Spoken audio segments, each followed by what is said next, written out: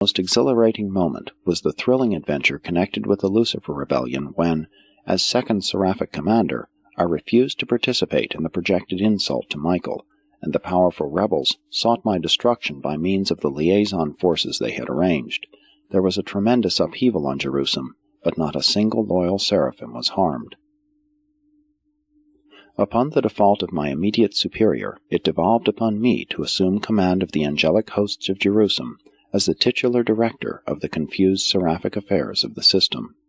I was morally upheld by the Melchizedeks, ably assisted by a majority of the material sons, deserted by a tremendous group of my own order, but magnificently supported by the ascendant mortals on Jerusalem. Having been automatically thrown out of the constellation circuits by the secession of Lucifer, we were dependent on the loyalty of our intelligence corps, who forwarded calls for help to Urantia from the nearby system of Rantulia, and we found that the kingdom of order, the intellect of loyalty, and the spirit of truth were inherently triumphant over rebellion, self-assertion, and so-called personal liberty. We were able to carry on until the arrival of the new system sovereign, the worthy successor of Lucifer. And immediately thereafter I was assigned to the corps of the Melchizedek receivership of Urantia, assuming jurisdiction over the loyal seraphic orders on the world of the traitorous Caligastia, who had proclaimed his sphere a member of the newly projected system of liberated worlds and emancipated personalities, proposed in the infamous Declaration of Liberty issued by Lucifer in his call to the liberty-loving, free-thinking, and forward-looking intelligences of the misruled and maladministered worlds of Satania. This angel is still in service on Urantia, functioning as Associate Chief of Seraphim. 7. History of the Rebellion. The Lucifer Rebellion was system-wide. 37 seceding planetary princes swung their world administrations largely to the side of the arch-rebel. Only on Panoptia did the planetary prince fail to carry his people with him. On this world, under the guidance of the Melchizedeks, the people rallied to the support of Michael. Eleonora, a young woman of that mortal realm, grasped the leadership of the human races, and not a single soul on that strife-torn world enlisted under the Lucifer banner. And ever since have these loyal Panoptians served on the 7th Jerusalem transition world as the caretakers and builders on the Father's sphere and its surrounding 7 detention worlds. The Panoptians not only act as the literal custodians of these worlds, but they also execute the personal orders of Michael for the embellishment of these spheres for some future and unknown use. They do this work as they tarry en route to Urantia. Throughout this period, Caligastia was advocating the cause of Lucifer on Urantia. The Melchizedeks ably opposed the apostate planetary prince, but the sophistries of unbridled liberty and the delusions of self-assertion had every opportunity for deceiving the primitive peoples of a young and undeveloped world. All secession propaganda had to be carried on by personal effort because the broadcast service and all other avenues of interplanetary communication were suspended by the action of the system circuit supervisors. Upon the actual outbreak of the insurrection, the entire system of Satania was isolated in both the constellation and the universe circuits.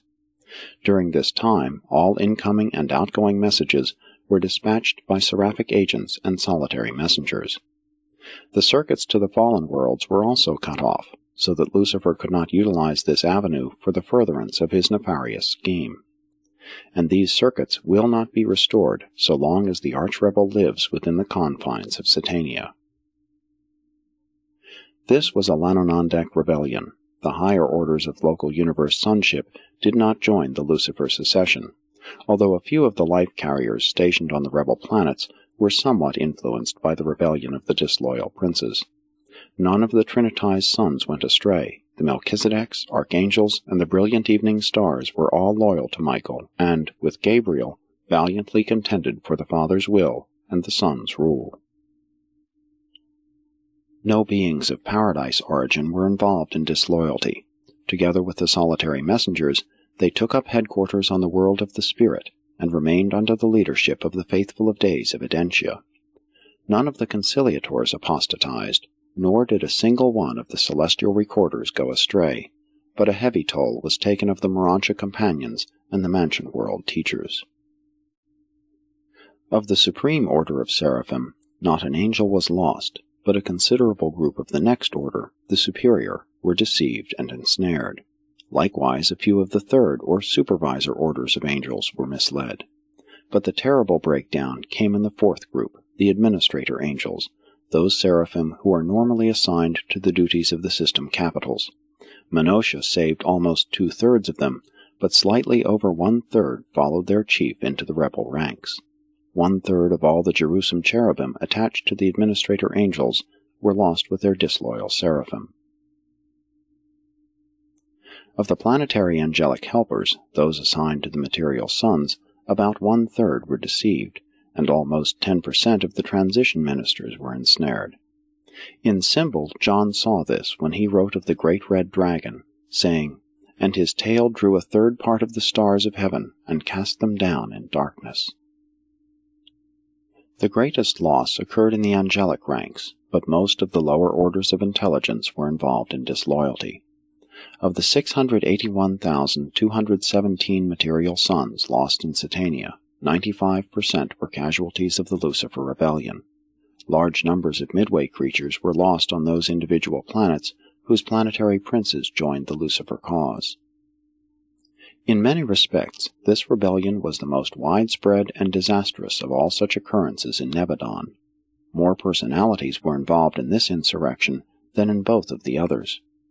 And it is to their everlasting dishonor that the emissaries of Lucifer and Satan spared not the infant training schools on the Finaliter cultural planet, but rather sought to corrupt these developing minds in mercy salvaged from the evolutionary worlds. The ascending mortals were vulnerable, but they withstood the sophistries of rebellion better than the lower spirits. While many on the lower mansion worlds, those who had not attained final fusion with their adjusters, fell, it is recorded to the glory of the wisdom of the Ascension scheme that not a single member of the Satania Ascendant citizenship resident on Jerusalem participated in the Lucifer rebellion. Hour by hour and day by day, the broadcast stations of all Nebadon were thronged by the anxious watchers of every imaginable class of celestial intelligence, who intently perused the bulletins of the Satania rebellion, and rejoiced as the reports continuously narrated the unswerving loyalty of the ascending mortals, who, under their Melchizedek leadership, successfully withstood the combined and protracted efforts of all the subtle evil forces which so swiftly gathered around the banners of secession and sin. It was over 2 years of system time from the beginning of the War in Heaven until the installation of Lucifer's successor. But at last the new sovereign came, landing on the Sea of Glass with his staff.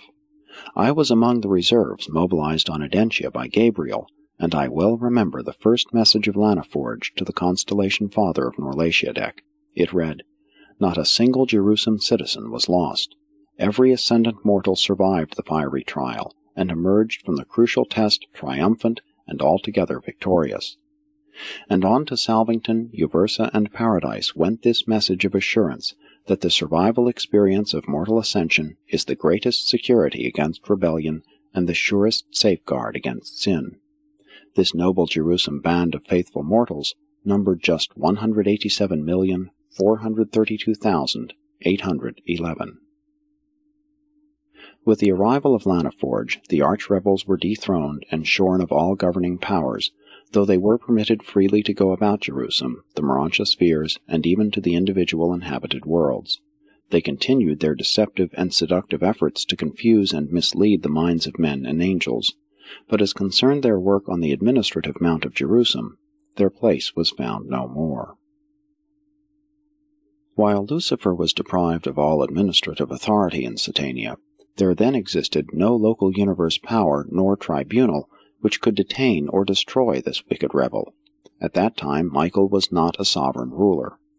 The Ancients of Days sustained the Constellation Fathers in their seizure of the system government, but they have never handed down any subsequent decisions in the many appeals still pending with regard to the present status and future disposition of Lucifer, Satan, and their associates. Thus were these arch-rebels allowed to roam the entire system to seek further penetration for their doctrines of discontent and self-assertion. But in almost 200,000 Urantia years they have been unable to deceive another world.